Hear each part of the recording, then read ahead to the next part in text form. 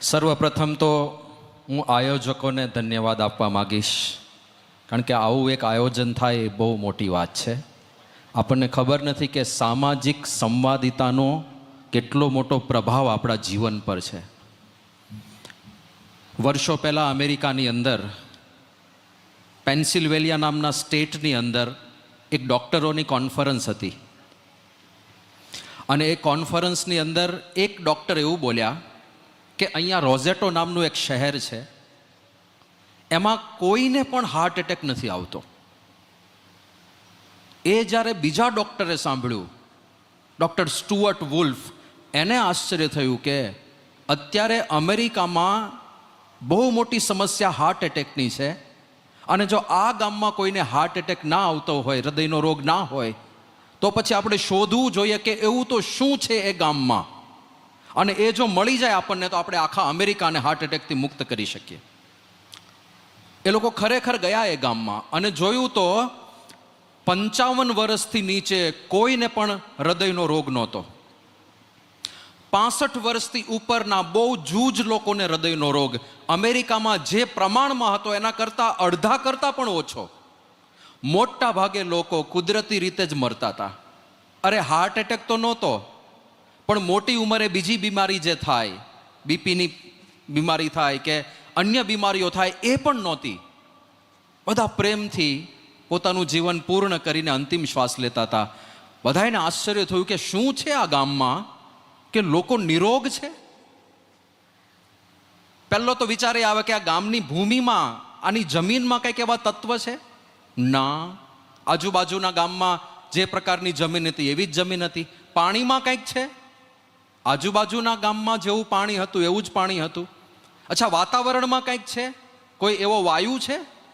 ના, આજુબાજુના ગામમાં જેવો વાયુ હતો એવું જ વાતાવરણ અહીંયા છે. તો પછી આ લોકો ખાતા હશે હેલ્ધી? ના, આ લોકો તો ટ્રેડિશનલ ઇટાલિયન ફૂડ ખાતા હતા, જેમાં ચીઝ અને બધું વધારે હોય ઉલટાનું, એટલે વધારે અનહેલ્ધી ખાતા હતા, તો પણ સ્વસ્થ રહેતા હતા. કયું કારણ છે? નથી પાણી, નથી વાતાવરણ, નથી હવા, નથી ખોરાક. આ લોકો કસરત કરે છે? ના, કસરત પણ નથી કરતા. તો પછી આટલા બધા સ્વસ્થ કેમ છે? તો વૈજ્ઞાનિકો જ્યારે અટકી પડ્યા ત્યારે બધાએ વિચાર કર્યો કે આનું કોઈ સોશિયલ કારણ હોવું જોઈએ. એ લોકો એક સોશિયાલિસ્ટ હાયર કર્યો અને સામાજિક પૃથ્થકરણ કરવામાં આવ્યું. અને સામાજિક પૃથ્થકરણના અંતે પહેલા સોશિયાલિસ્ટે કહ્યું કે કારણ શું છે? આ રોઝેટો નામનું શહેર છે, આ લોકો લગભગ 80-90 વર્ષ પહેલા ઇટલીમાં રહેતા હતા. ત્યાંથી એકાદ બે પરિવાર અહીંયા મૂવ થયા રોજગાર માટે. જેમ હમણાં વાત કરી, આપણે બધા પણ રોજગાર માટે અહીંથી બહાર ગયા છીએ. તો કે વર્ષો પહેલા, 80-90 વર્ષ પહેલા એક ફેમિલી આવ્યું રોજગાર માટે. અહીંયા સારી તકો હતી અને મોસ્ટલી આપણે બધા એવું જ કરીએ કે કોઈકને સારું સેટિંગ થાય એટલે બીજાને બોલાવી લે કે ભાઈ અહીંયા આવો, અહીંયા આવવા જેવું છે. એમણે બીજાને બોલાવ્યા, ત્રીજાને બોલાવ્યા. એમ કરતાં કરતાં ઇટલીમાં જે રોઝેટો ગામ હતું એ જ ગામના અનેક પરિવારો અહીંયા સ્થાયી થયા. એ જ બધા એ ગામમાં રહે છે. એ લોકોએ ગામ બનાવીને નામ પણ એ જ રાખ્યું જે ઇટલીમાં હતું, રોઝેટો. પરિસ્થિતિ ગામમાં એવી છે, બધા એકબીજાને ઓળખે છે. એક છતની નીચે 3-3, 4-4 પેઢીઓ રહે છે. 3 થી 4 જનરેશન એક જ છતની નીચે રહે છે. ગામની અંદર કોઈ પણ પસાર થાય તો ચોરે ચૌટે કોઈ પણ બેઠો હોય બધાને રામ રામ જેવું કહેતા જાય છે, હાથ વેવ કરીને એકબીજાને અભિનંદન આપતા જાય છે. આ પ્રકારનું માહોલ છે. કોઈ પણ વ્યક્તિ બીમાર પડે ત્યારે આખું ગામ એની મદદમાં આવે છે. અને આ જે એકતા છે આખા ગામમાં, જે સંવાદિતા, જે સંપ છે, એને લીધે કોઈને રોગ નથી થતા. આવું એક સંશોધન થયું વર્ષો પહેલા. પણ બદકિસ્મતી એ રહી કે એ લોકો જેવા છૂટા પડ્યા પાછા રોગ ચાલુ થઈ ગયા. આપણને ખબર નથી, આપણે જે આ સામાજિક સંગઠન રૂપે ભેગા થયા ને, એનો પાવર કેટલો છે. આપણા વિચારો ઉપર, આપણા સ્વાસ્થ્ય ઉપર, આપણી સુખાકારી ઉપર, બધી વસ્તુ પર આની અસર છે. એટલે ઘણીવાર વિચાર આવે કે આટલું મોટું આયોજન, ઇઝ ઇટ વર્થ? આટલો બધો ખર્ચો યોગ્ય છે? યોગ્ય છે નહીં, સર્વથા યોગ્ય છે. અરે આનાથી ડબલ ખર્ચો થાય તો યોગ્ય છે. એક વ્યક્તિને દિલાસો મળે કે હું એકલો નથી, એ કેટલી મોટી વાત છે. આઈ એમ નોટ અલોન. મને કંઈક સમસ્યા ઊભી થશે તો આખો મારો સમાજ મારા પડખે ઊભો છે. એ એક અંદરથી આત્મવિશ્વાસ જાગે, કેટલી મોટી વાત છે. હમણાં જ એક પ્રસંગની રજૂઆત થઈ ને, કે એક મેસેજ ગ્રુપમાં મૂકવામાં આવ્યો કે આપણા સમાજના એક વ્યક્તિને આર્થિક સંકળામણમાં બહુ મોટી જરૂર છે, અને એક જ મેસેજના પરિણામ રૂપે 19 લાખ ભેગા થઈ ગયા. તો માણસોને કેટલો દિલાસો મળી જાય. અત્યારે સૌથી મોટી હાશ ક્યારે થાય છે? જ્યારે માણસ સિક્યોર અનુભવે. સિક્યોરિટી બહુ અગત્યની વસ્તુ છે. ઓછા પૈસા હશે કે વધારે પૈસા હશે એ વધારે મેટર નહીં કરે, પણ હું સિક્યોર છું, સલામત છું, મારા પડખે લોકો ઊભા છે. એટલા માટે આ આયોજન જેમણે કર્યું છે, સૌથી પહેલાં તો એ આયોજકોને તમામને હું ધન્યવાદ આપવા માગું છું કે આટલું સરસ આયોજન કર્યું, અને કરતા રહેજો, છૂટા નહીં પડતા. આ સંગઠન ભાવ એને વિલુપ્ત નહીં થવા દેતા. અમારા ગુરુહરિ મહંત સ્વામી મહારાજ વારે વારે આ જ વાત દ્રઢાવે છે, એકતા રાખજો, સંપ રાખજો. થોડા ઘણા પૈસા ઓછા હશે તો ચાલશે, પણ જો એકજૂટ હશું ને તો કોઈ પણ સત્તા, કોઈ પણ ગમે તેટલી મોટી સામે ઊભી હશે ચેલેન્જ, એ આપણને ડગાવી કે હલાવી નહીં શકે. એટલે આ એક બહુ મોટું આયોજન છે, બહુ સારું આયોજન છે. મને ખાસ કરીને કહ્યું કે યુવાનોને અનુલક્ષીને વાત કરવાની છે, કારણ કે આજે યુવા દિન તરીકે આજના પર્વને આપણે ઉજવી રહ્યા છીએ. એકચ્યુઅલી મારી હાલત ને તમારી હાલત કેવી છે કે ઉનાળાના દિવસોમાં સ્કૂલનો છેલ્લો પીરિયડ હોય ત્યારે બાળકોની જેવી હાલત હોય એવી તમારી છે, અને છેલ્લા પીરિયડમાં શિક્ષકની જેવી હાલત હોય એવી મારી છે. શિક્ષક થાક્યા નથી હજુ, બાળકોની કેવી હાલત છે મને ખબર નથી, પણ સ્કૂલ તો પૂરી કરવાની જ છે. યુવાનોને અનુલક્ષીને વાત કરવાની છે. કથાની વાત, શૈલેષભાઈ કથાની બહુ સારી વાત કરી. હવે હું વ્યથાની વાત કરું થોડી. આજના યુવાનોની વ્યથા શું છે? એકચ્યુઅલી યુવાનોને જોઈને આપણને ઘણીવાર વ્યથા થાય છે, અને એ વ્યથા આપણા સમાજના યુવાનોને જોઈને ક્યારેય કોઈને ના થાય એવા યુવાનો આપણે આપણા સમાજના તૈયાર કરવા છે. આમ તો યુવાની માટે ઘણું પોઝિટિવ લખાયું છે.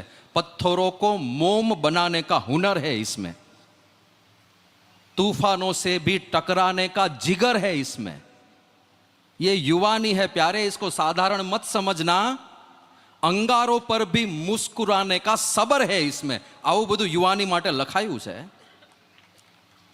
પણ એની સામે સંસ્કૃતમાં એવું પણ લખાયું છે કે યૌવનમ ધન સંપત્તિ પ્રભુત્વમ વિવેકિતા એકેકમપ્યનર્થાય કિમુ યત્ર ચતુષ્ટયમ.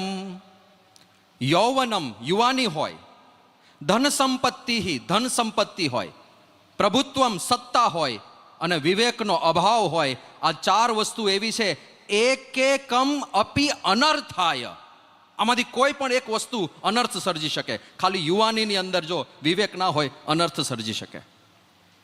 ચારે ચાર ભેગા થાય તો પૂરું થઈ ગયું. સંસ્કૃતમાં બીજો પણ શ્લોક છે, કેવી હાલત થાય જો યૌવનમાં સત્તા આવે, જો યૌવનમાં સંપત્તિ આવે અને યૌવનમાં અવિવેક હોય તો મર્કટસ્ય સુરાપાનમ તસ્મિન વૃશ્ચિક દંશનહમ તન્મધ્ય ભૂત સંચારો યદ્વા તદ્વા ભવિષ્યતિ. આવું સંસ્કૃતમાં કહ્યું છે. મર્કટ એટલે વાંદરું. કેટલું ચંચળ હોય વાંદરું, એક સેકન્ડ સ્થિર ના બેસે.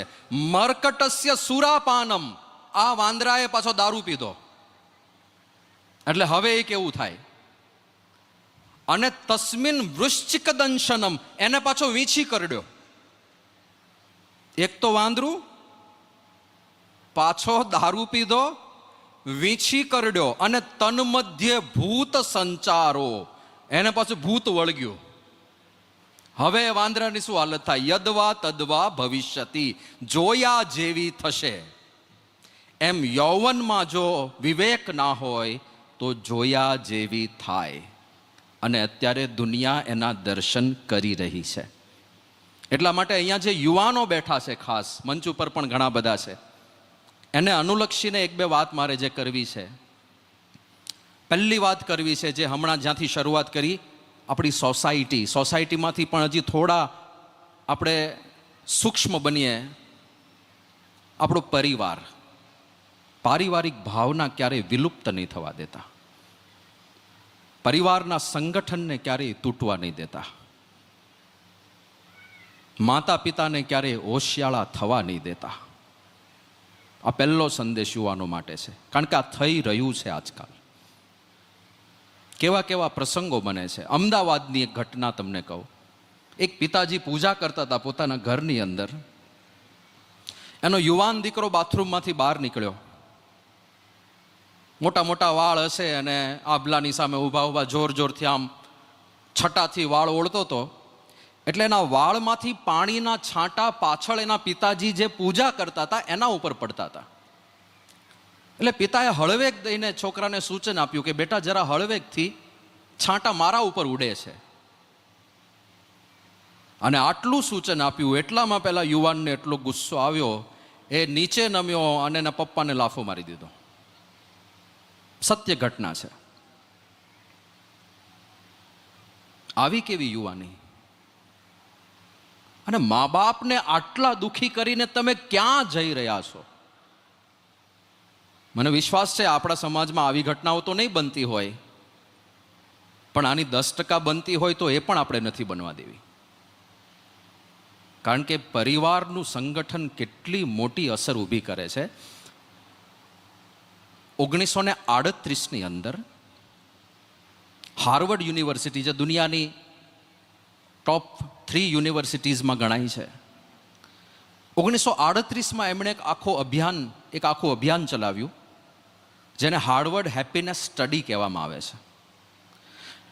એ લોકોએ રિસર્ચ એ વાતનું કરવું હતું કે ખરેખર કઈ વસ્તુ માણસને સુખી કરે છે. કારણ કે આપણે રિસર્ચ કરીને જો દુનિયાને જણાવી દઈએ ને એકવાર, તો દુનિયાને એક પોઈન્ટ મળી જાય કે આની પાછળ ભાગો, અને બીજી બધી વસ્તુઓને થોડી ઓછી મહત્તા આપીએ તો એ ચાલશે. એકવાર ખબર પડી જાય કે સુખાકારીમાં બહુ મહત્વપૂર્ણ ફાળો કઈ વસ્તુનો છે. એટલે પહેલા તો એમણે જે કન્ટેસ્ટન્ટ હતા 724 લોકોને એમણે સ્ટડીમાં લીધેલા, અને એ લોકોએ નક્કી કર્યું હતું કે આ 724 લોકોને આપણે 100 વર્ષ સુધી ટ્રેક કરીશું કે લોકો કેવી રીતે પ્રગતિ પામ્યા, કોની અધોગતિ થઈ, પ્રગતિ થઈ તો પ્રગતિનું કારણ શું, અધોગતિ થઈ તો અધોગતિનું કારણ શું, એમને સુખ અનુભવાય છે, દુઃખ અનુભવાય છે, ક્યારે ટેન્શન થાય છે, ક્યારે આનંદ થાય છે, આનંદ થાય છે તો આનંદનું કારણ શું છે, ટેન્શન થાય છે તો ટેન્શનનું કારણ શું છે. આ એક એક વસ્તુ ઉપર એ લોકો સ્ટડી કરવાના હતા ફોર 100 years. શરૂ કર્યું 1938માં. 724 પાર્ટિસિપન્ટ્સ હતા. અમુક બહુ બુદ્ધિશાળી હતા, હાર્વર્ડ યુનિવર્સિટીના ગ્રેજ્યુએટ્સ હતા, અમુક સાધારણ સ્લમ વિસ્તાર ઝૂંપડપટ્ટીના લોકો હતા. એ બધાને ભેગા કરીને સ્ટડી ચાલુ થયો છે. શરૂઆતમાં એક પ્રશ્ન પૂછવામાં આવ્યો કે કઈ વસ્તુ તમને સુખી બનાવે છે એવું તમને લાગે છે, તમારે જીવનમાં શું પ્રાપ્ત કરવું છે, શું સિદ્ધ કરવું છે. લોકોના જવાબ કેવા હતા, જે લગભગ અત્યારના યુવાનોના જવાબ હોય છે. એક વ્યક્તિ, મોટાભાગના વ્યક્તિઓએ કીધું પૈસા. અમુક લોકોએ કહ્યું કીર્તિ, અમારે આખી દુનિયાની અંદર ખ્યાતનામ થવું છે, એવી ઇન્સ્ટાગ્રામની રીલ્સ બનાવી છે કે મિલિયન વ્યૂઝ તો આમ ફટાકમાં આવી જાય. બસ આ પ્રકારના જ કંઈક સપનાઓ બધાએ ક્યાં આગળ રજૂ કર્યા હતા. હાર્વર્ડનો સ્ટડી શરૂ થયો. જ્યારે આ સ્ટડીના 75 વર્ષ પૂરા થયા, વિચાર કરો કેટલો ડેટા હશે એમની પાસે. કારણ કે એ લોકો દર અઠવાડિયે, દર 15 દિવસે જે તે વ્યક્તિ પાસે જાય, એના પરિવારમાં, એના જીવનમાં શું ઘટના ઘટી, સુખી થયો, દુઃખી થયો, એ સુખ દુઃખનું કારણ શું, એના લગ્ન થયા, એના ધર્મપત્ની સાથે એના સંબંધો કેવા છે, પતિ પત્ની વાતો કરતા હોય એનો વિડીયો પાડે, એનું આખું સાયકોલોજીકલ એનાલિસિસ કરે, ઝીણી ઝીણી બાબતો. એ બધાને તો હવે 75 વર્ષ થયા, એમને દીકરા થઈ ગયા, એમને દીકરા થઈ ગયા, 3 જનરેશન નીકળી ગઈ. એ બધાને પણ સ્ટડીમાં સામેલ કર્યા. 724 જણથી જે સ્ટડી શરૂ થયો તો એ 3000 સુધી પહોંચ્યો. હવે 3000 લોકોનો સ્ટડી ચાલતો હતો, અને 75 વર્ષમાં આટલો બધો ડેટા ભેગો કરીને એનું એનાલિસિસ કર્યું. અને આ આખા રિસર્ચના 4 તો ડાયરેક્ટર બદલાઈ ગયા. એના ચોથા ડાયરેક્ટર રોબર્ટ વોલ્ડિંજર, એમણે 2015માં રિપોર્ટ આપેલો કે આ થોકડા બંધ જે ડેટા, જે માહિતી અમને પ્રાપ્ત થઈ છે, એ સ્ટડીનો સાર હું તમને કહું છું કે કઈ વસ્તુ માણસને સુખી કરે છે. અને પછી એમણે એક જ વાત કરી કે જેમના પોતાના સંબંધીઓ સાથે સારા સંબંધો છે એ જ વ્યક્તિઓ સુખી છે, અને એ સુખી તો છે, એ સ્વસ્થ પણ છે અને લાંબુ જીવે પણ છે. સંબંધો બહુ અગત્યના છે. આપણે બધા પણ અનુભવીએ છીએ, પણ ઘણીવાર ગૌણ થઈ જાય છે. 7 કરોડનો બંગલો બનાવ્યો હશે, પણ એમાં રહેતા 7 વ્યક્તિઓમાં જો સંપ નહીં હોય તો એ બંગલામાં પગ મૂકવાનો વિચાર નહીં આવે, બીક લાગશે. લેમ્બર્ગિનીમાં ફરતા હશો, કદાચ રોલ્સ રોયસમાં ફરતા હશો, ઓડી લઈ આવ્યા હશો, મર્સિડીઝ લઈ આવ્યા હશો, પણ તમે મર્સિડીઝ ડ્રાઈવ કરતી વખતે બાજુમાં જે વ્યક્તિ બેઠી છે એ તમને ગમતી નહીં હોય, એની સાથે સંબંધ સારો નહીં હોય, તો એ મર્સિડીઝની મજા નહીં આવે. અને એની સામે સાવ તમે આપણા ઉખેડા ગામની કોઈ દુકાનની બહાર પાળી ઉપર બેઠા હશો, પણ બાજુમાં જો મનગમતી વ્યક્તિ બેઠી હોય, જેની સાથે સારા સંબંધ છે એવી વ્યક્તિ બેઠી હોય, તો તમને સ્વર્ગ કરતા વધારે મજા ત્યાં આવશે. કારણ કે મનપસંદ વ્યક્તિ સાથે સંબંધોની મજા છે. હવે જો પરિવારમાં સંબંધો જ સારા નહીં હોય તો કેવી રીતે મેળ પડશે? માતા પિતા સાથે સંબંધો, યુવકોના ખાસ, નથી થતી વાતો, સંબંધો કેવી રીતે સ્થપાય છે? વાતો, વી આર મિસિંગ ધોઝ વાતો. નથી વાતો થતી માતા પિતા પુત્ર વચ્ચે. કેટલા વાર્તાલાપ થયા છેલ્લા અઠવાડિયામાં? જરા તમે તપાસ કરજો તમારા પરિવારની. મા બાપ અને પુત્ર પુત્રીઓ વચ્ચે વાતો કેટલી થઈ? ના થતી હોય તો સાવ તુચ્છ નિમિત્ત ઊભા કરીને પણ કરવી જોઈએ વાતો, કારણ કે સંબંધો વાતો વગર નહીં થાય. તમે જ વિચાર કરો, આપણે નાનપણમાં જે નવા મિત્રો થયા, જેની સાથે અજાણ્યા લોકો સાથે સંબંધો બનાવ્યા, વોટ વોઝ ધ રીઝન? કેવી રીતે થયું? What was the process? સ્કૂલની અંદર આપણા મિત્રો થયા, પહેલા દિવસે નિશાળે ગયા, એક બેન્ચ ઉપર બેઠા, કોઈ આપણને ઓળખતું નથી, આપણી આજુબાજુમાં 2 અજાણ્યા વિદ્યાર્થીઓ બેઠા હતા, આપણી આગળ અમુક વિદ્યાર્થી બેઠા હતા, આપણી પાછળ કોઈક વિદ્યાર્થીઓ બેઠા હતા. શું કર્યું આપણે? વાતો શરૂ કરી. એટલે તારું નામ શું? કે મારું ચિંટુ. કે તારું? પિન્ટુ. લે આપણે ચિંટુ પિન્ટુ. સાવ નજીવી વાતો ચાલુ થાય. તું આ કંપાસ ક્યાંથી લઈ આવ્યો? આ પેન તારી બહુ સરસ છે, ક્યાંથી પેન લીધી? નોટબુક સરસ લે, પૂઠા બહુ સરસ ચડાવે છે. આવી જ વાતો ચાલે ને. પણ આ ક્ષુલ્લક જેવી વાતો કરતા કરતા ખાલી અઠવાડિયાની અંદર એ બંને વિદ્યાર્થીઓને લાગવા માંડે, આ મારો ભાઈબંધ છે. શું થયું? વાતો થઈ. વાતો થઈ. અને વાતો બંધ થઈ જાય, સમજી લેજો, એ સંબંધો ધીરે ધીરે ધીરે ઓસરી જશે. વાતો વગર ઓછું થતું જાય. એ ઉષ્મા નથી રહેતી, પણ એ પછી રાખવી પડે. તમે બધા બેઠા છો, નવા જ્યારે સંબંધ બંધાયા હતા, તમારું વેવિશાળ થયું હતું. એક સમય આ બધા અત્યારે જે છે બધા 40s 50sમાં હશે, મોટે ભાગે સામે દેખાય છે. તમારો સંબંધ થયા પછી ફોન ચાલતા, એમાં બધાના ઘરે તો ફોન હતા નહીં. પાડોશીનો પીપી નંબર આપી રાખ્યો હોય. અડધો કલાક, પોણો કલાક વાતો ચાલે, 2 કલાક જતા રહે. વચ્ચે તો જીઓ વાળાએ સ્પેશિયલ ઓફર આની બહાર પાડી હતી કે કરો તમે તમારા રાતભર વાતો કરો, રાત્રે ફ્રી. આવા લોકોને ધ્યાનમાં રાખીને. પણ હવે થાય છે વાતો? અડધો કલાક તો જવા દો, 5 મિનિટ થાય છે આખા દિવસની. વાતો તો કરવી પડશે ને.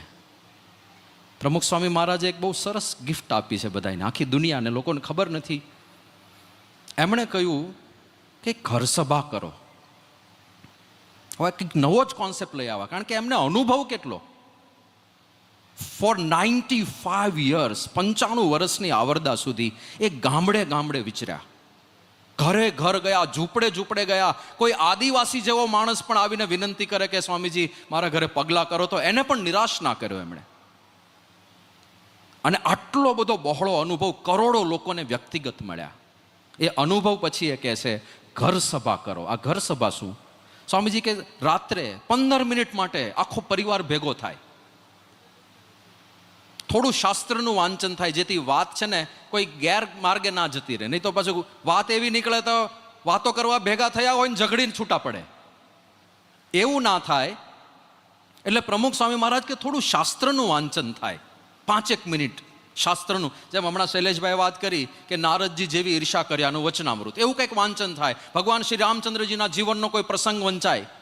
અને એના પર બધા પરિવારના સભ્યો પોતપોતાના વિચારો રજૂ કરે. એક નિમિત્ત મળ્યું વાતો કરવાનું. ઘર સભા કેટલો અદ્ભુત કોન્સેપ્ટ. અનેક હરિભક્તોના ઘરમાં નાના મોટા પ્રશ્નો હતા, એના સમાધાન થઈ ગયા. એક હરિભક્તે કીધેલું કે સ્વામીજી, અમારે નાની નાની સમસ્યા કેવી થતી કે આ નવી પેઢી છે એને પિઝા ને બર્ગર ભાવે. અમારા માતા પિતા છે એમને પિઝા ને બર્ગર દીઠા ના ગમે, એમને રોટલી દાળ ભાત શાક જોઈએ. અમે વચ્ચેવાળા છીએ, અમારે બધું ચાલે, પણ આ બેને ભેગા કરવા અઘરું છે. અને ઘરની અંદર રોજ કાંઈ બધું ના બને, રોજ કાંઈ અન્નકૂટ જેટલી વાનગીઓ ના બને. પિઝા બર્ગર બન્યા હોય તો પછી બીજું બધું ઓછું હોય ત્યારે. તો કે એ સમાધાન પ્રશ્નનું થતું જ નહોતું. અમે ઘર સભામાં જે મુદ્દો ચર્ચી લઈએ છીએ, અઠવાડિયાનું મેન્યુ અમે બધા ભેગા થયા હોય ત્યાં જ નક્કી કરી લે, ચલો ભાઈ, છોકરાઓ કે બર્ગર પિઝા ભાઈ રોજ ના મળે, રોજ ના મળે, તમારે કોમ્પ્રોમાઇઝ કરવું પડશે. કે આ વાંધો નહીં, 3 દિવસ બર્ગર પિઝા એવું કંઈક બનાવજો. 3 દિવસે બહુ વધારે કહેવાય, પણ તમને ગમે એવું બનાવશું. 3 દિવસ નક્કી થઈ ગયું સામૂહિક રીતે. 3 દિવસ રોટલી દાળ ભાત શાક ખાવા જ પડશે તમારે, દાદા દાદીની જેમ. દાદા દાદી કે પહેલા 3 દિવસ અમારું શું કે ભાઈ તમારી જુદી વ્યવસ્થા કરશો, તમે વડીલ છો, તમે જ અમને જન્મ આપ્યો છે, આખો પરિવાર જ તમારામાંથી આવ્યો છે, તો તમારા માટે વિશેષ થોડોક દાખલો કરીને 3 દિવસ તમારા માટે થોડું જુદું બનાવશું, પણ બહુ જાજુ નહીં બને. પાછા પછી 25 આઈટમની અપેક્ષા નહીં રાખતા કે હા વાંધો નહીં, અમારે પેટ ભરાય, બહુ થઈ ગયું. એકવાર બધાએ ભેગા થઈને નક્કી કરી લીધું, પછી કોઈ પાસે ફરિયાદનો અવકાશ જ નથી. પછી કોઈ પાસે જ્યારે થાળીમાં સામે તુરિયાનું શાક ને રોટલી આવે ત્યારે કહેવાનો અધિકાર જ નથી કે આજે કેમ તુરિયાનું શાક, ભાઈ નક્કી તો થયું તો આપણે શનિવારે આજ બનવાનું છે ને આજ ખાવાનું છે. હા હા હા હા બરાબર બરાબર છે. એ હરિભક્ત કે અમારી સમસ્યાઓના સમાધાન થઈ જાય છે. પણ વાતો, વાર્તાલાપ, ક્લેરિટી વાતો વગર નહીં થાય. એટલે પહેલું તો વાર્તાલાપ બંધ નહીં થવા દેતા. કોઈના કોઈ નિમિત્તે વાર્તાલાપ કરો. નથી થતા. પહેલા તો બસમાં 2 માણસ અજાણ્યા ભેગા થઈ ગયા હોય ને, એ લોકો વાતો કરે, તમારું કયું ગામ, કે અમારું ઉખેડા, તમારું કે મારું નખત્રાણા. લે તો આપણે તો ગામ પાડોશી થયા. કે આ તમારા ઉખેડાની દીકરી અમારે ત્યાં આ છે, અમારા પાડોશમાં જ છે, શું નામ કે? લે તો આપણે સાઢુભાઈ જેવા થઈ ગયા. સાવ અજાણ્યા માણસો બસમાં ભેગા થાય, એ સાઢુભાઈ બનીને નીચે ઉતરતા. એવો જમાનો હતો, આપણે જોયો છે. અત્યારે તું તારા મોબાઈલમાં અને હું મારા મોબાઈલમાં. વાતો જતી રહી ને. વાતો વગર મિત્રતાઓ નથી થતી, વાતો વગર સંબંધો નથી સ્થપાતા. વાતો વગર અત્યારે તો પરિસ્થિતિ એવી છે, પહેલાના સમયમાં તમારા ઘરમાં દીકરો કે દીકરી હોય ને 16-17 વર્ષના થાય, તમારા સંબંધીઓ સામેથી સગપણના ઓપ્શન લઈને આવતા કે અહીંયા એક દીકરો છે, અહીંયા એક દીકરી છે, આપણે છોકરાના સગપણ માટે. હવે લોકો ઓપ્શન પણ નથી લાવતા. પૂરા થઈ ગયા સંબંધો, હવે નથી ઓપ્શન્સ લાવતા ને. આપણા બધાનો અનુભવ છે, આ થવા માંડ્યું છે સંસારમાં. કારણ કે સંબંધો તૂટતા જાય છે. એ પારિવારિક ભાવના આપણી તૂટે નહીં. ખાસ યુવાનોએ આ સજાગ રાખવી પડશે. અને પરિવારમાં તો ખાસ માતા પિતા પ્રત્યે આપણું વર્તન કડવું ના થઈ જાય, એ ખાસ ધ્યાનમાં રાખવાનું છે. માતા પિતા દુખાય ના જાય. તમે આપણે આખા અવતારોના ભક્તોના ચરિત્રો તો જુઓ. આપણે ત્યાં શ્રવણ જેવો માતા પિતાનો ભક્ત એક મિસાલ બનીને ઊભો છે કે પોતાના અંધ મા બાપને 4 ધામની યાત્રા કરાવવા નીકળ, તીર્થયાત્રા માટે લઈ જાય છે. અંધ મા બાપ. શ્રવણ પાસે 1000 આર્ગ્યુમેન્ટ્સ હતી કહેવા માટે કે તમે તો આંધળા છો, તીર્થયાત્રામાં જઈને કરવાનું શું? ભગવાનના દર્શન કરવાના. એટલે તમને ક્યાં દર્શન થવાના છે? તમને ક્યાં ભગવાનની મૂર્તિ દેખાવાની છે? અહીંયા જ માની લો ને કે દ્વારકા છે, અહીંયા જ માની લો ગંગોત્રી યમનોત્રી છે, તમને કશું દેખાવાનું જ નથી. તો આવી આર્ગ્યુમેન્ટ કરી શક્યા હોત શ્રવણ? નથી કરી કોઈ આર્ગ્યુમેન્ટ. મા બાપની ઈચ્છા છે ને, એને અધૂરી ના રખાય. પણ સાધન સુવિધા નહોતા, કોઈ રથ નહોતો, કઈ ગાડીઓ નહોતી એ સમયે, અને સાધારણ પરિસ્થિતિ હતી. મા બાપને કેવી રીતે 4 ધામની યાત્રા કરાવશું? શ્રવણ કે મારા ખભે ઉપાડીશું. વિચાર આવે છે ખભે ઉપાડવું એટલે શું થાય?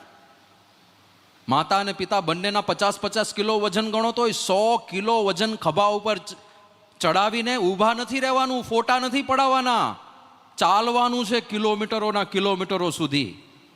એના માટે શ્રવણ તૈયાર થાય છે. શ્રવણ એના ધર્મપત્નીને પૂછે છે, તમે આવશો મારી સાથે, સહકાર આપશો આ પ્રકલ્પની અંદર? એમના ધર્મપત્ની કહે છે કે મારી તૈયારી નથી, હું નહીં કરી શકું. શ્રવણ કે કશો વાંધો નહીં, તમે તો એટલો સમય તમારા પિયરમાં રહો, હું એકલો જઈશ, અને તારી હાક સુણીને કોઈ ના આવે, એકલો જ આને રહે. એ શ્રવણ આપણી સંસ્કૃતિનો આદર્શ છે. એ સંસ્કૃતિના સભ્યો થઈને માતા પિતા રજળી ના પડે એ ખાસ જોવાનું છે. માતા પિતાને પ્રણામ કરવા એ આપણી જૂની સંસ્કૃતિ છે. એ પણ વિલાતી જાય છે, એ પણ ભૂસાતી જાય છે. યુવાન થઈને વિશેષ ઘણીવાર અમે લોકો બાળમંડળમાં બાળકોને ટ્રેનિંગ આપીએ. અમારે ત્યાં બાળમંડળો ચાલતા હોય તો બાળકો પાસે જે રોજ પાઠ બોલાવવાનો હોય અઠવાડિયા સભામાં, માતૃદેવો ભવ, પિતૃદેવો ભવ, આચાર્ય દેવો ભવ, અતિથિ દેવો ભવ, આ તૈત્તિરીય ઉપનિષદના મંત્રો છે બધા. બાળકો બોલે, બાળકોને કહે માતા પિતાને પંચાંગ પ્રણામ. બાળક કરે પણ ખરો, રોજ કરે, નિયમ લઈ લે. પણ જેમ જેમ જેમ જેમ જેમ જેમ મોટો થાય, હવે થાય કેવું, કોઈ પણ બાળક માટે પોતાના માતા પિતા એ પહેલા હીરોઝ છે. એના પ્રથમ સુપર હીરોઝ કોણ છે બાળકના? એના પપ્પા અને મમ્મી.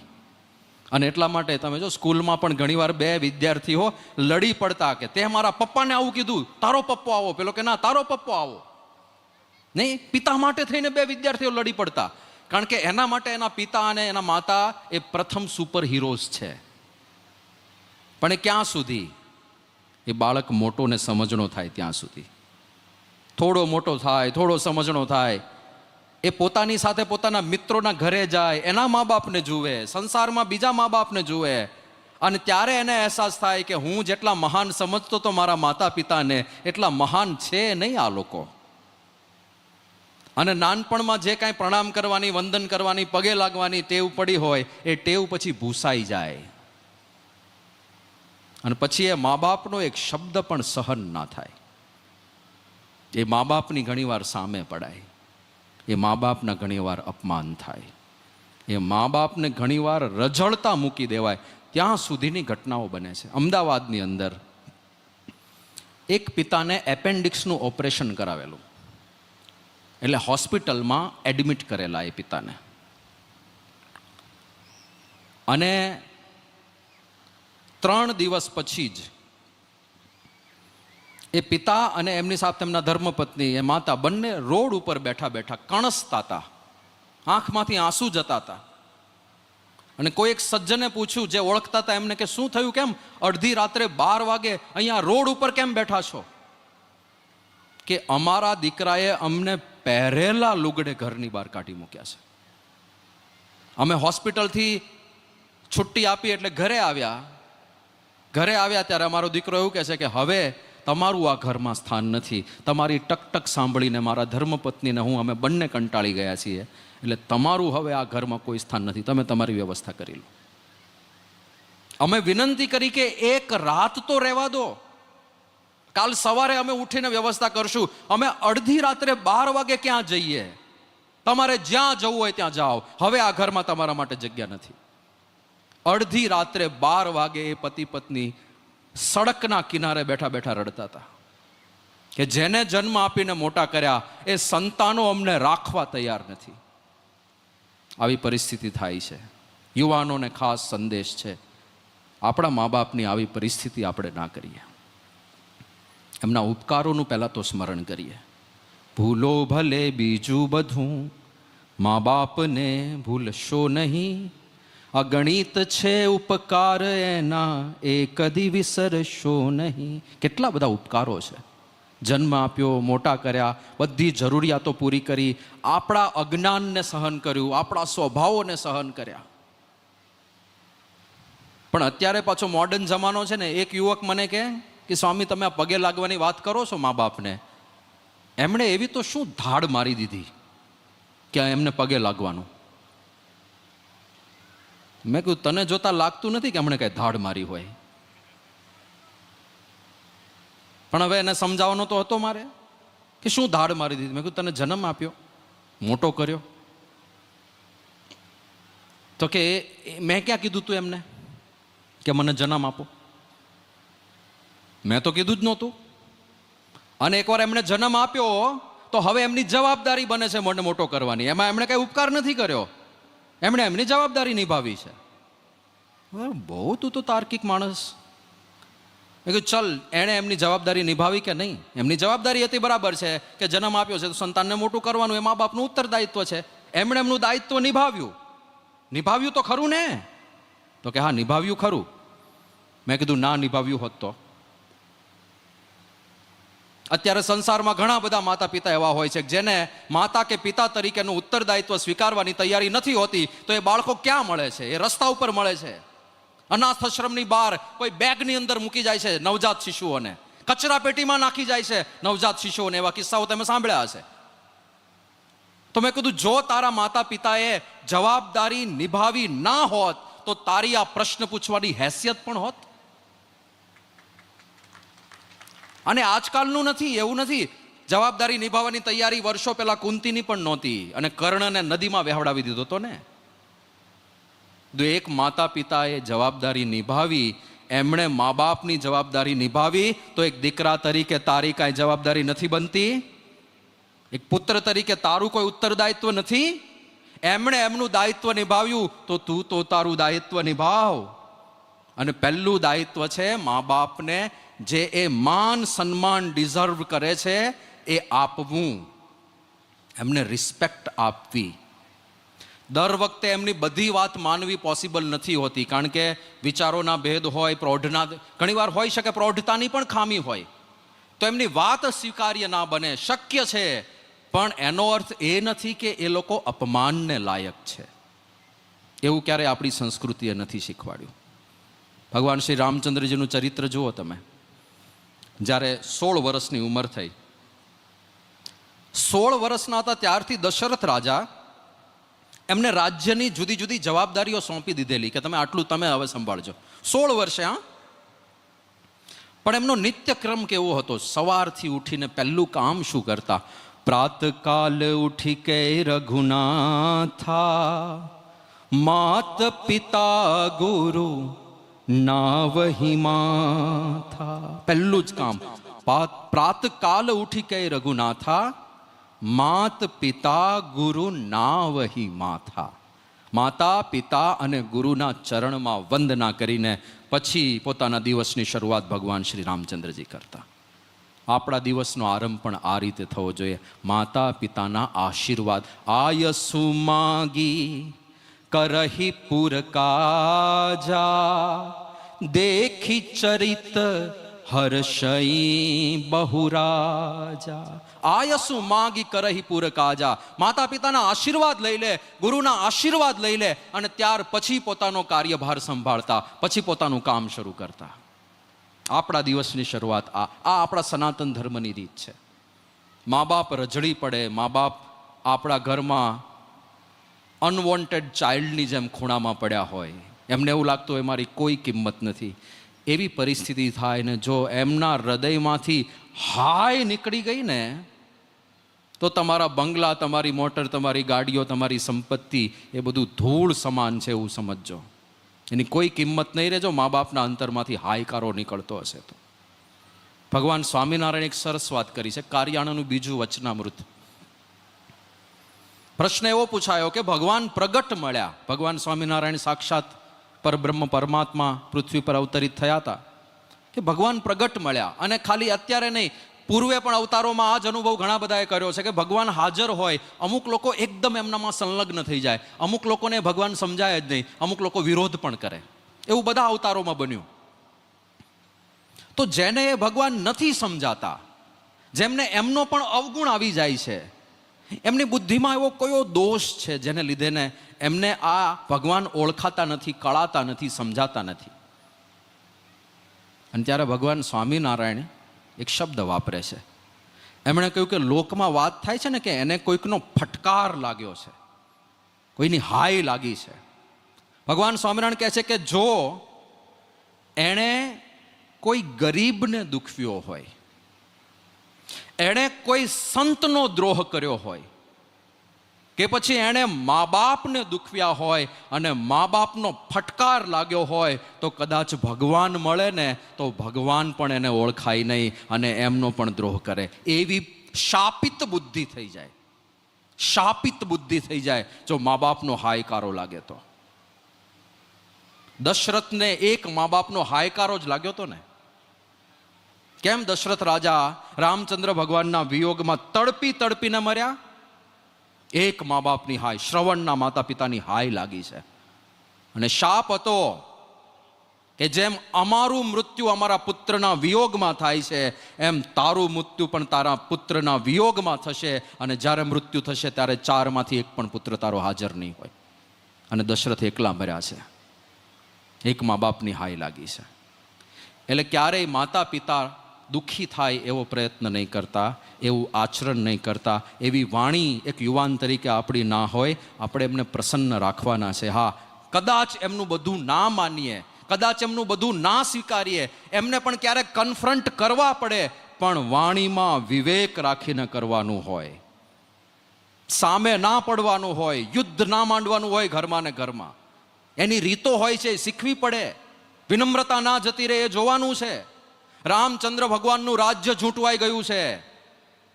આખું રાજ્ય નિર્ણય લઈ લીધો કોણે? માતા ને પિતાએ. રામચંદ્રને પૂછ્યું નથી, બોલો. અને કહી શક્યા હોત ને, શું થયું કે બેટા તારે 14 વર્ષ વનમાં જવાનું. કોણે નક્કી કર્યું? કે મેન તારા પપ્પાએ. તમે કોણ નક્કી કરવા વાળા? મારું જીવન છે, મારે 14 વર્ષ વનમાં ભટકવાનું હોય, તમે નક્કી કરો કે હું નક્કી કરું? આવું ઘણું બધું કહી શક્યા હોત રામચંદ્રજી. કશું જ કહ્યું નથી. સુનુ જનની સોહી સુત બડ ભાગી, જો પિતુ માતુ બચન અનુરાગી. માતા, એવો પુત્ર ખૂબ જ ભાગ્યશાળી કહેવાય કે જેને માતા અને પિતા બંનેની આજ્ઞા પાળવાનો અવસર મળે. તમે બંને મને વનમાં મોકલવા માંગો છો અને એ આજ્ઞા પાળવાનો મને અવસર પ્રાપ્ત થયો. હું ભાગ્યશાળી પુત્ર છું. આવું રામચંદ્રજી કહે છે. બોલો. હવે એક વસ્તુ નક્કી છે, કોઈ પણ સિદ્ધાંતો જીવનમાં અપનાવવા એ સહેલા નહીં હોય. એમાં સહન કરવું પડશે ને સમર્પિત થવું પડશે. શૈલેષભાઈ જેટલી વાતો કરી એ બધી વાતો જ્યારે આપણે જીવનમાં ઉતારવા પ્રયત્ન કરશું ત્યારે સંઘર્ષ આવશે. સંઘર્ષ વગર કઈ સહેલાઈથી બધું નહીં જીવનમાં ઉતરે. એમણે પણ સંઘર્ષ વેઠ્યો છે. અહીંયા આવ્યા, બીમારીનો સામનો કરીને આવ્યા. પણ બીજી એક વાત કરું, એ જે બોલ્યા બધું એમના જીવનમાં છે. એમણે જે એમનું આખું કરિયર દેખાડ્યું, ક્લાસ 1 ઓફિસર, સ્પીપામાં જોબ, આ બધી જર્ની દરમિયાન એમને લાંચ રિશ્વત માટે અનેક ઓફર આવી છે, પણ અત્યાર સુધી કોઈનો એક ખોટો પૈસો લીધો નથી. એટલા શુદ્ધ રહ્યા છે, ચારિત્ર્યવાન રહ્યા છે, આચરણ કરીને બોલે છે. સંઘર્ષ તો આવ્યો ને. એક બાજુ મફતના પૈસા બેગ ભરીને પડ્યા હોય અને તમારે એ પૈસાને ઠુકરાવવાના છે. એ માનસિક સંઘર્ષ કેટલો હોય. અને એકવાર ના હોય, એ રોજ આવીને પડતા હોય અને રોજ ના પાડવાની હોય. કોઈ પણ સારી બાબત, સારો ગુણ આપણા જીવનમાં સંઘર્ષ વગર નહીં આવે. મા બાપને રિસ્પેક્ટ આપવામાં પણ માનસિક સંઘર્ષ થશે, પણ એ વર્થ છે. એ કરવો, એ સહન કરવું જરૂરી છે. રામચંદ્રજીએ વનવાસની પીડા સહન કરી, પણ મા બાપને કુરાજી ના કર્યા. એ આપણે શીખવાનું છે. પહેલું ખાસ યુવાનો માટે આ સંદેશ છે. ભૂલો ભલે બીજું બધું, મા બાપને ભૂલશો નહીં. બીજી જે ચેલેન્જ છે આ દુનિયાની, એ યુવાને હું કહેવા માંગીશ, ખાસ કરીને યુવાનોને, કે કોઈ વ્યસન દૂષણમાં નહીં પડી જતા. અત્યારે બહુ સાહજિક થઈ ગયું છે. જેમ સમૃદ્ધિ વધે એમ દુરાચાર અને દૂષણો પણ વધતા જાય છે. એ કાઢવું છે આપણે. જો ખૂણે ખાંચરે ઘૂસ્યું હોય આપણા સમાજમાં, તો જ્યારે આપણે ઉખેડામાં ભેગા થયા છીએ ને, એ દારૂ, વ્યસન, ગુટકા જે કાંઈ ઘૂસ્યું હોય ને, ઉખાડીને ફેંકી દેવું છે આ ઉખેડાની ભૂમિ પર. તો આ કાર્યક્રમ સાર્થ થયો એવું આપણે માનીશું. બહુ ભયંકર છે. સમજાતું નથી, ખબર નહીં. આપણા ભારત દેશમાં ખાલી લોકો એક દિવસ વ્યસન ના કરે ને તો અડધું તો દેવું આપણું ચૂકતે થઈ જાય એમ છે. એટલું બધું ખવાય છે. ગામડે ગામડે, ઝૂંપડે ઝૂંપડે, ઘરો ઘરની અંદર. અમારો આદિવાસી પ્રદેશમાં બહુ સત્સંગ ચાલે છે અને ત્યાં જઈએ સંતો પહેલું કામ વ્યસન મુક્તિનું કરે. અને આદિવાસી વનવાસી સમાજમાં કેવું છે, તમારા પરિવારમાં કમાનાર 1 કે 2 વ્યક્તિ હોય. વનવાસી પરિવારમાં 5 જણ હોય તો 5 કમાતા હોય. મજૂરી કરવાની, બધા મજૂરીએ જતા હોય. એવું નથી કે આવક ઓછી થાય છે. પ્રશ્ન વ્યસનોનો છે. સાંજ સુધી જેટલું કમાયા હોય, 6:45 થાય એટલે દારૂમાં સ્વાહા, પૂરું. અમે એક આવા જ વનવાસી ગામમાં જતા હતા જ્યાં અમારો સત્સંગ ચાલે છે. પેલા કાર્યકરે દૂરથી ગામ દેખાડ્યું અને કે સ્વામીજી, આમાં જેટલા 2 માળના કે પાક્કા મકાનો દેખાય છે એ બધા સત્સંગીઓના. મેં કીધું સત્સંગીઓ આટલા સુખી, બીજા બધા તો ઝૂંપડા છે. મેં કીધું સત્સંગીઓના આમ ધંધા સારા ચાલે ને એવું બધું? કે ના સ્વામી, બધા મજૂરી જ કરે છે. તો પછી આ બંગલા ને ઝૂંપડા આટલો બધો ડિફરન્સ ક્યાંથી? એ કે સત્સંગી થયા, વ્યસન ગયું એટલામાં જ બંગલા થઈ ગયા. બોલો લ્યો, આ તો ખાલી આર્થિક મુદ્દો કયો. જે સહન કરે છે, એક વ્યસનીને લીધે ખાલી એકલો વ્યસની સહન નથી કરતો, આખો પરિવાર સહન કરે છે. અને આ બાબતે હું થોડો વિશેષ લાગણીસભર એટલા માટે છું કારણ કે મેં ફર્સ્ટ હેન્ડ ઘણી બધી યાતનાઓ જોઈ છે. પ્રમુખ સ્વામી મહારાજ શતાબ્દી મહોત્સવ નિમિત્તે જેટલા પણ ઉત્સવો ઉજવાયા એ બધામાં અમે એક પ્રદર્શન વ્યસન મુક્તિનું રાખતા, અને પ્રદર્શન ડિઝાઇન કરવાની સેવા અમને લોકોને પ્રાપ્ત થયેલી.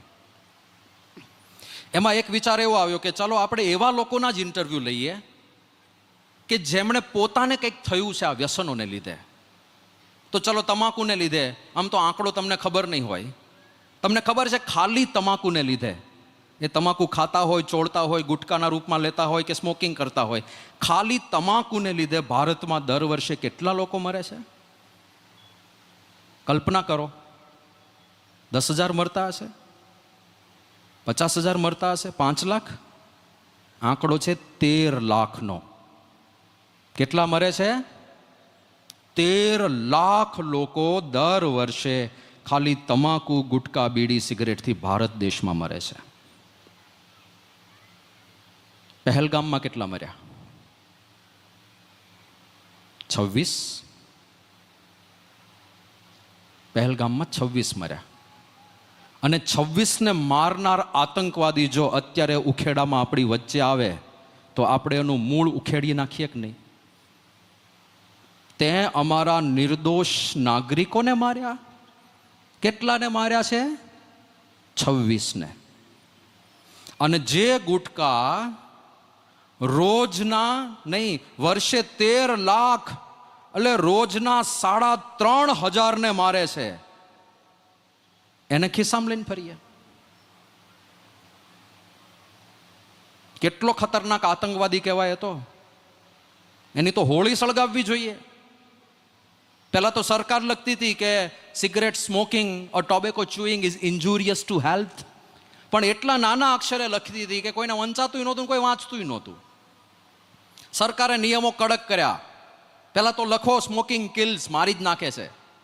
પછી કે કોઈ વાંચતું નથી, ફોટો મૂકો, ફોટોગ્રાફ મૂકે છે ગુટકા ઉપર ને બીડીના ને સિગરેટના પેકેટ ઉપર, કે આવી હાલત થાય, કેન્સર થાય. તો એ જોતો જોતો ખાતો હોય. કઈ દિશામાં જઈ રહ્યા છે? કે એનર્જી નથી રહેતી. એટલે હું તમને લૂઝ લાગુ છું? એનર્જી વગરનો લાગુ છું? 7.5 કલાકનું ટ્રાવેલિંગ કરીને આવ્યો છું, એનર્જી વગરનો લાગુ છું તમને? શું એનર્જી નથી રહેતી? બધું રહે, કાઢવાની તૈયારી છે તો જતું રહે. પણ પહેલા હું યાતના દેખાડવા માંગુ છું.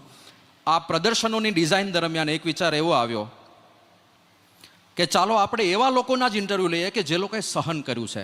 એટલે અમે અમદાવાદ કેન્સર હોસ્પિટલમાં ગયા અને ત્યાંના જે સંચાલકો હતા એના પરમિશન લઈ લીધી પહેલાં કે ભાઈ અમે ઇન્ટરવ્યૂ લઈએ દર્દીઓનો, કે જે દર્દીઓ તૈયાર થાય એમનો ઇન્ટરવ્યૂ લઈ શકો તમે. એટલે યુવકો બધા અમારી સાથે હતા, એ બધા ઇન્ટરવ્યૂ લેવા માટે ગયા. ઘણા બધા બોલવા માટે તૈયાર થયા. ઘણા બોલી શકે એમ હતા નહીં, કારણ કે અહીંયા ગળામાં નળી હોય, અહીંયા મોટું ઓપરેશન થયું હોય, અવાજ નીકળતો ના હોય. એના પરિવારજનો વધારે બોલ્યા. પણ એ દ્રશ્ય એટલું બિહામણું હતું. અમારી સાથે જે કેમેરાવાળા હતા એ કોઈ સત્સંગીઓ નહોતા. મુંબઈથી પ્રોફેશનલ ટીમ આવી હતી, બહારના માણસો હતા, અને એ બધા થોડું ફૂફૂ કરવાવાળા જ હતા બધા. પણ એમણે જેવું આ દ્રશ્ય જોયું હોસ્પિટલનું, એ કેમેરામેન સંતો પાસે આવ્યા અને એમણે કીધું, સ્વામીજી પહેલાં તો અમને પ્રતિજ્ઞા લેવડાવો, આ ના કરાય, આ ના કરાય. અને પહેલી પ્રતિજ્ઞા કેમેરાવાળાએ લીધી, બોલો. અને પછી અમે જે ઇન્ટરવ્યૂ લીધા એમાં ઘણા બધા દ્રશ્યો એવા હતા કે જે આપણે જોઈ ના શકીએ. એવા દ્રશ્યો તો અમે વિડીયોમાં લીધા પણ નથી, પણ જે જોઈ શકીએ એવા છે. એવા દ્રશ્યોની એક 2 મિનિટની વિડીયો હું તમને દેખાડવા માંગીશ કે જ્યાં હોસ્પિટલની વિઝિટ દરમિયાન અમે લોકોએ અનુભૂતિ કરી. આ દર્દીઓ અને એમના સગાવાલાઓએ જે કહ્યું એની 2 મિનિટની વિડીયો આપણે પહેલાં જોઈએ. જુઓ વ્યસનોના આતંકની એક ઝલક.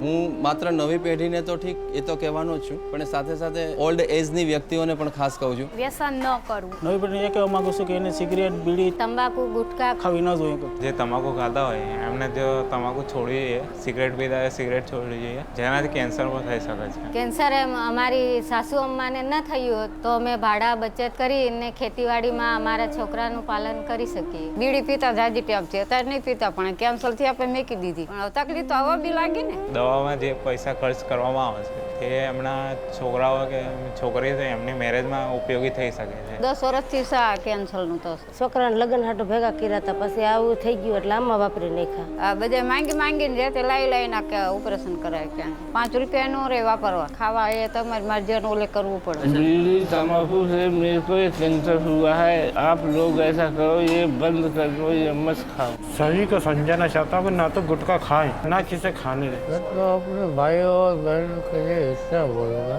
कि तम्बाकू और बीड़ी वो मत खाओ, वो खाने से कैंसर होता है. નવી પેઢીઓ છે એને એ જ મેસેજ છે, આ વ્યસન નહીં કરવાનું. હવે વ્યસન ન કરવું.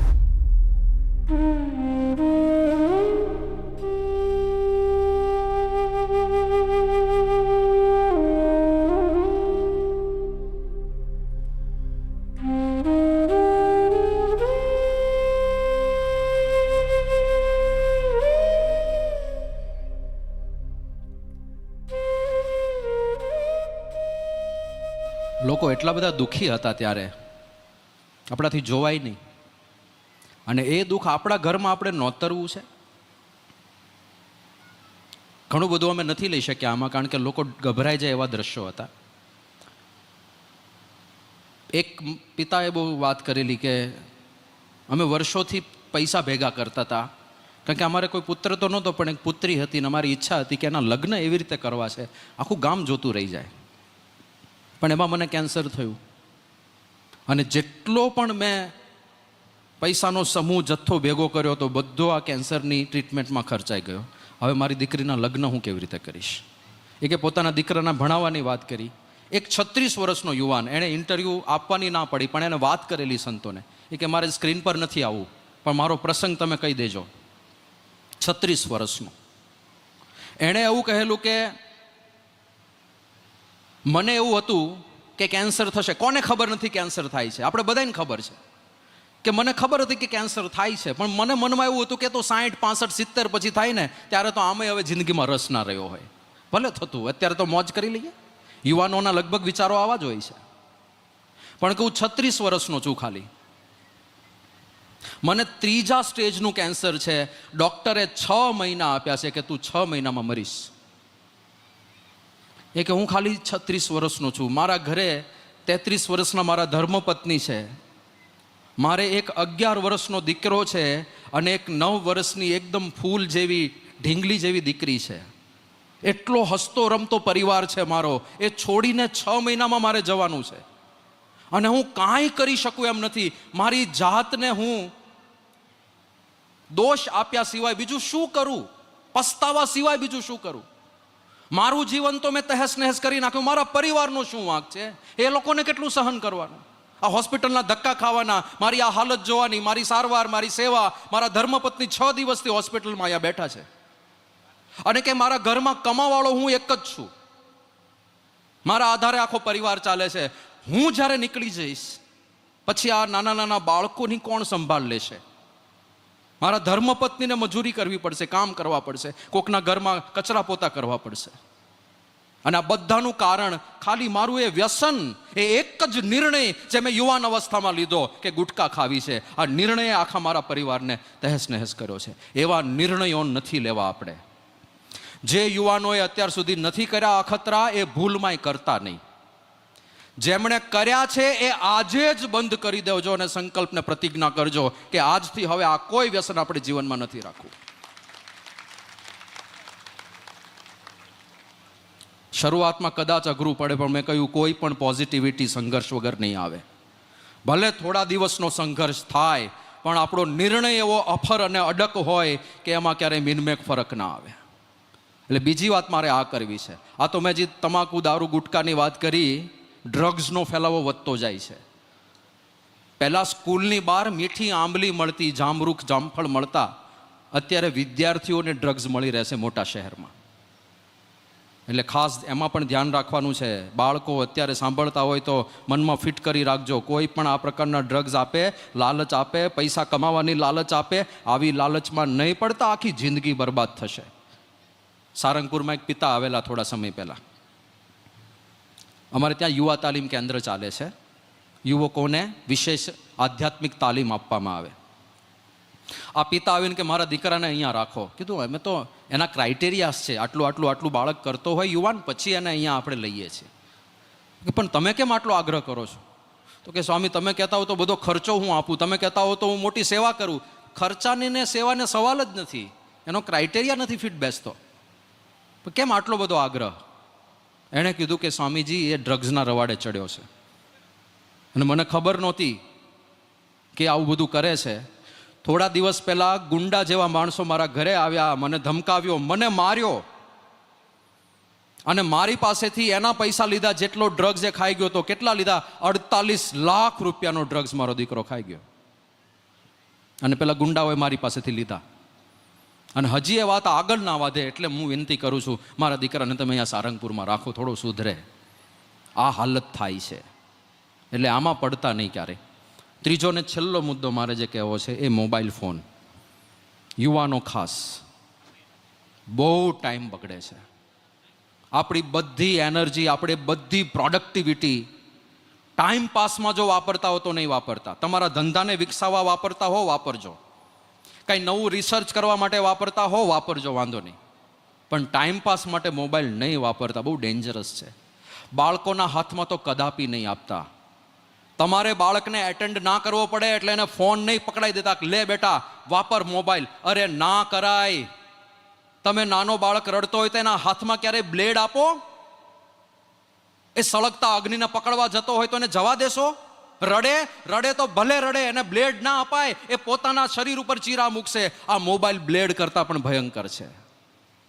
એના મગજ ઉપર ચીરા પડે છે. એક એવી અવસ્થામાં આપણે આપીએ છીએ જ્યારે એને સમાજની કે કોઈ ખબર જ નથી, એ શું જોઈને કેવું ઇન્ટરપ્રિટેશન કરશે આપણને ખબર જ નથી. એનો ફ્રન્ટલ કોર્ટેક્સ ડેવલપ જ નથી થયું, બાળકની હજુ સામાજિક બુદ્ધિ ખીલી જ નથી. તમને ખબર છે કેવા પ્રસંગો બન્યા છે? મોબાઈલની નહીં, આ બુદ્ધિના અભાવે. એક બાળકે વોશિંગ મશીનની એડ જોઈ. હવે એમાં શું આવે એમાં કાંઈ દુષ્ટ લાગે આપણને? વોશિંગ મશીનની એડમાં શું છે? સફેદી કી ચમકાર, પતી ગયું. પણ બાળકનું ઇન્ટરપ્રિટેશન જોજો. એ ઘરમાં એક નાનું બાળક જન્મેલું જે વર્ણે શ્યામ હતું, આ છોકરો ગોરો હતો. અને જે આવે ઘરમાં બધા પેલા બાળકને કહે આ તો કાળું છે, આ તો કાળિયું. પેલા મોટા ભાઈને એમ થાય કે મારો નાનો ભાઈ કાળો કેમ, એ પણ ધોળો હોવો જોઈએ. અને એને થયું કે મમ્મીને સરપ્રાઈઝ આપું. આપણા ઘરમાં જ સફેદ કી ચમકાર છે, મમ્મીને ખબર નથી પડતી, આ છોકરાને ત્યાં નાખવો જોઈએ. એના મમ્મી શાકભાજી લેવા કંઈક માર્કેટમાં ગયા હશે. આ છોકરાએ એના નાના ભાઈ જે નવજાત શિશુ હતું એને નાખ્યો વોશિંગ મશીનમાં અને મશીન ચાલુ કર્યું. બોલો, મમ્મી આવી ત્યાં સુધીમાં બધી ગેમ પૂરી થઈ ગઈ હતી. આ કિસ્સો સત્ય ઘટના છાપામાં છપાયેલો. એ બાળ માનસમાં તમે જ્યારે મોબાઈલ પકડાઈ દો એનું શું ઇન્ટરપ્રિટેશન થાય? અને વ્યસન છે, તમાકુ ગુટકા કરતાંય ભયંકર વ્યસન છે મોબાઈલ ફોન. સાધારણ ગેમ જેવી વસ્તુ પણ કેટલી એડિક્ટિવ બને છે. એક છોકરાએ દિલ્હીમાં, સૂરજ વર્મા નામનો છોકરો, પબજી રમવાનો ચસ્કો લાગ્યો. કોલેજના ફર્સ્ટ યરમાં ભણતો યુવક છે. ઘરે પપ્પા પબજી રમવા ના દે એટલે બધા મિત્રોએ ભેગા થઈને એક રૂમ ભાડે રાખ્યો. શેના માટે? પબજી રમવા માટે. બોલો, આશ્ચર્ય છે. ક્રિએટિવિટી તો જુઓ. કોલેજના બાને ઘરેથી નીકળે, મમ્મી કોલેજ જાઉં છું, જાય બધા રૂમ પર આખો દિવસ પબજી રમે. પરિણામ આવ્યું કોલેજનું પહેલા વર્ષનું. હવે પરીક્ષામાં તો પ્રશ્નો પૂછાય, ત્યાં પબજી થોડું પૂછાવાનું છે. ભાઈ થયા ફેલ. એના પિતાજી તૈયાર નથી છોકરાની નિષ્ફળતાને સ્વીકારવા માટે. એને એમ કે કોલેજવાળાનો દોષ છે, મારો દીકરો તો હોનહાર છે. એ કોલેજ પર ગયા ઝઘડવા માટે કે તમારી કંઈક ભૂલ થતી હશે, મારો છોકરો ફેલ ના થાય. કોલેજવાળાએ રજિસ્ટર દેખાડ્યું કે તમારા દીકરાનું આ કોલેજની પુણ્ય ભૂમિ ઉપર પદાર્પણ જ નથી થયું તો ક્યાંથી પાસ થાય? આ જુઓ, absent absent absent absent absent. પિતા વિચાર કરે કે આ જાય છે ક્યાં? ખબર પડી રૂમ ભાડે રાખ્યો છે, પબજી રમે છે આખો દિવસ. અને એના પિતાએ રાહ જોઈ. ઘરે આવે એટલી વાર છે, સૂરજ આજે અસ્ત થવાનો છે. અને ઘરે ગયો સૂરજને જે લતાડ્યો છે એના પિતાએ કે હવે પછી તને મોબાઈલ નહીં મળે, યુ આર ગ્રાઉન્ડેડ, તારે ઘરની બહાર નથી નીકળવાનું. હવે આવું થાય ને જ્યારે કોઈ પણ વસ્તુમાં અતિ સ્નેહ થઈ જાય. અતિ કામાત ક્રોધો બીજાયતે, ક્રોધાત ભવતી સંમોહ, સંમોહાત સ્મૃતિ વિભ્રમ, સ્મૃતિ ભ્રંશાત બુદ્ધિનાશો, બુદ્ધિનાશાત પ્રણશ્યતિ. આ પ્રોસેસ થયા વગર રહે નહીં. છોકરાને એટલો ગુસ્સો આવ્યો, એણે નક્કી કર્યું કે જો પબજી અને મારી વચ્ચે મારા પિતા આવતા હોય તો પિતાને જીવવાનો અધિકાર નથી. રાત્રે 1:30 વાગે જાગીને પિતાની છાતી ઉપર ચડીને 8 વખત ચપ્પુ મારી. અને આ કરતી વખતે એના માતૃશ્રી જાગી ગયા, એ બૂમો પાડવા માંડ્યા, એમને ચપ્પુ મારી. અડધી રાત્રે ઘરમાં બૂમા બૂમ થઈ. બાજુના રૂમમાં એની નાની બેન ભણતી સૂતી હતી, 9મા ધોરણમાં ભણતી. એ આવી આંખો ચોળતી ચોળતી કે ભૈયા ક્યાં કર રહે હો, બેન પાસે ધસ્યો, એને ચપ્પુ મારી. ટોટલ 33 ચપ્પુના ઘા મારીને માતા, પિતા અને નાની બેન ત્રણની હત્યા કરી નાખી. ખાલી એક મોબાઈલ ફોન. આવા 1-2 કિસ્સા નથી, આવા કિસ્સાઓ હું કહેવા રહું તો બીજી 2-3 કલાક જાય, એટલા કિસ્સાઓ દુનિયામાં બન્યા છે. ડેન્જરસ છે. ટાઈમપાસ માટે આપણને મજા આવે, એની પાછળ આખું અલ્ગોરિધમ છે કેમ મજા આવે છે. 1 મિનિટનું જોઈને કેટલી મજા આવે. રીલ્સ તો બહુ ડેન્જરસ છે. સમયનો કોળિયો કરી જાય છે. આટલી કિંમતી જિંદગી જે ભગવાન ભજવા માટે મળી છે આપણા શાસ્ત્ર પ્રમાણે જોઈએ તો, જે મુક્તિ માટે જેનો ઉપયોગ કરવાનો છે, જ્ઞાન સાધના માટે ઉપયોગ કરવાનો છે, એ સાવ કચરા જેવી બાબતો જોવામાં કલાકોના કલાકો જતા રહે. કારણ કે અલ્ગોરિધમ આપણા મન સાથે રમે છે. એ બધા સ્માર્ટ છે, એને કાંઈ સેવા નથી કરતા લોકોને મનોરંજન પૂરું પાડીને. એ પોતાના રોટલા શેકે છે, આપણા બધાને મેન્યુપ્યુલેટ કરે છે. એ ધારે એ રીતે આપણને ચલાવે. તમે નેક્સ્ટ કરો અને કઈ રીલ આવે એ તમે નક્કી કરો છો? somebody else decide it. કોઈક બીજું નક્કી કરે. આપણે શું જોઈએ એ બીજા નક્કી કરે. આપણે કયો કચરો મગજમાં ભરીએ એ બીજા નક્કી કરે. ખબર પડે છે શું થાય આપણા મગજનું? એટલે યુવાનો ખાસ ટાઈમપાસ રીલ્સ જોઈને નહીં કરતા. કાંઈક નવું શીખો એનો વાંધો નથી, કંઈક નવી ઇન્ફોર્મેશન નાખો એનો વાંધો નથી. એમાંય લિમિટ રાખજો. અત્યારે અશાંતિનું એક મોટું કારણ આ છે. સમજાય નહીં, હું સમજાવવા પ્રયત્ન કરું. ઇન્ફોર્મેશન ઓવરલોડ નામનો શબ્દ કદાચ તમે સાંભળ્યો હોય. What is information overload? આપણે પ્રોસેસ કરી શકીએ એના કરતાં વધારે ભરીએ છીએ ભૂસું. એટલે રાત પડે મગજ શાંત નથી રહેતું. કારણ આ છે. તમે વિચાર કરો, આજથી 100 વર્ષ પહેલા આ ઉખેડામાં જેટલા લોકો રહેતા હતા, આજથી 100 વર્ષ પહેલા એ લોકો સવારથી સાંજ સુધીમાં કઈ નવી ઇન્ફોર્મેશન અંદર નાખતા હતા? કાંઈ નહીં. કદાચ નવું જાય તો કાંજી કાકાનો બળદ છૂટીને ભાગી ગયો. આ નવી ઇન્ફોર્મેશન. આનાથી નવું કાંઈ હતું જ નહીં અંદર. એટલે શાંતિથી રાત્રે સુવા જાય, કાંઈ છે જ નહીં. આરામથી સૂઈ જતા ભગવાનને સંભાળીને. અત્યારે રાત પડે કેટલું બધું નાખ્યું હોય અંદર. ટ્રમ્પે સ્ટેટ ઓફ હોર્મુઝ બંધ કરી, બ્લોકેડ ઉપર બ્લોકેડ લગાડ્યો. ઈરાનની મિસાઇલો હજી તો અડધી જ ખાલી થઈ છે. અને વેસ્ટ બેંગાલમાં મોદીજીએ કંઈક કમાલ કરી. અને આવી 1000 વસ્તુ રાત સુધીમાં અંદર નાખી હોય. પછી કે ઊંઘ નથી આવતી. પણ ક્યાંથી આવે? ઇન્ફોર્મેશન ઓવરલોડનો પ્રશ્ન છે, ફોકસનો પ્રશ્ન છે. અત્યારનો યુવાન એકાગ્ર નથી થઈ શકતો. એનું મુખ્ય કારણ મોબાઈલ ફોન છે. Can not focus. અમેરિકામાં સ્ટડી કર્યો એણે કે અત્યારના યુવાનો કમ્પ્યુટર એને આપ્યું અને એના કમ્પ્યુટરની સ્ક્રીન સ્કેન થતી હોય કે એ એક વિન્ડો પર એવરેજ કેટલું રહેશે? 63 સેકન્ડ. 63 સેકન્ડે વિન્ડો બદલી નાખે, એક્ટિવિટી બદલી નાખે, એપ્લિકેશન બદલી. 63 સેકન્ડથી વધારે એ એક જગ્યાએ એંગેજ નથી થઈ શકતો. આ હાલત થઈ છે એનું કારણ આ મોબાઈલ ફોન છે. આપણી માનસિકતા એ એવી કરી નાખે છે કે દર મિનિટે ચેન્જ જોઈએ. આ રીલ્સ કલ્ચર, દર મિનિટે ચેન્જ, દર મિનિટે કંઈક નવું. તો રિયલ વર્લ્ડમાં દર મિનિટે નવું બનશે? હવે તમે આગળની વાત કનેક્ટ કરો. કેમ વાર્તાલાપ બંધ થઈ ગયા? કેમ માતા પિતા અને પુત્રો વચ્ચે સંવાદ નથી થતા? કારણ કે આ કાલ્પનિક દુનિયા કરતાં વાસ્તવિક દુનિયા બોરિંગ જ લાગશે હંમેશા. અહીંયા જેવા ડાયલોગ બોલાય મોબાઈલમાં, એવા ડાયલોગ રિયલ વર્લ્ડમાં નથી બોલાતા. પુત્ર ઘરે જાય ત્યારે પુત્ર જોઈને પિતા ક્યારે એવું નહીં બોલે કે હરે રામ કૃષ્ણ જગન્નાથ પ્રેમાનંદ યે ક્યાં હુઆ. એવા ડાયલોગ્સ રિયલ વર્લ્ડમાં નહીં બોલાય. એટલે રિયલ વર્લ્ડ બોરિંગ લાગશે. રિયલ વર્લ્ડ બોલિંગ રાખશે એટલે જીવવાની મજા નહીં આવે, જીવવાની મજા નહીં આવે એટલે પાછી મોબાઈલની શરણાગતિ લેશે, મોબાઈલની શરણાગતિ લેશે એટલે આ માનસિકતા વધારે પાકી થશે. આ વિષચક્ર છે જેનો કોઈ અંત નથી. આપણે કંટ્રોલ કરવો પડશે. જો આ દુનિયાની મજા લેવી હોય તો કાલ્પનિક દુનિયામાંથી બહાર આવવું પડશે. એટલે યુવાનો માટે ખાસ સંદેશ છે, આગળ વધવું હોય તો સમય, શૈલેષભાઈ ઘણી બધી વાતો કરી, પણ સંયમ, સમય અને એકાગ્રતા નહીં હોય તો કેવી રીતે બધું જીવનમાં લાવશું આપણે? સમય જોઈશે ને, સમય મોબાઈલ ખાઈ જાય છે. એકાગ્રતા જોઈશે કોઈ પણ ક્ષેત્રમાં. તમે આધ્યાત્મિક વિશ્વમાં આગળ વધો તો એકાગ્રતા જોઈશે. લૌકિક ભણવું હોય એકાગ્રતા જોઈશે. દુકાન સારી ચલાવવી હોય એકાગ્રતા પહેલી જોઈશે. અને એકાગ્રતાને ખાઈ રહ્યો છે મોબાઈલ ફોન. એટલે ફરીથી આ જ વાત કરું છું, સંયમપૂર્વક ઉપયોગ કરજો, વિકાસ માટે ઉપયોગ કરજો, સંશોધન માટે ઉપયોગ કરજો, ટાઈમપાસ અને મનોરંજન માટે નહીં કરતા. તો આ 3 મુદ્દા યુવાનો, એની વાત મારે કરવી હતી.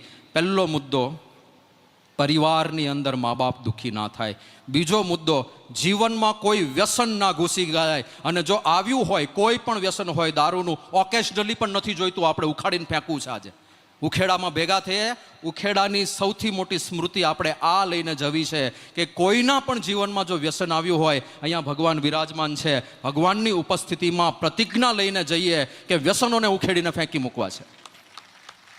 અને ત્રીજો મુદ્દો આ છે, મોબાઈલનો સંયમપૂર્વક ઉપયોગ કરવો છે. આ જ મુદ્દા અમારા ગુરુજનો મહંત સ્વામીજી મહારાજ પણ વારે વારે બધાને તડાવે છે. એ આપણે જીવનમાં સિદ્ધ કરી શકીએ. એ જ પરમાત્માના ચરણોમાં પ્રાર્થના.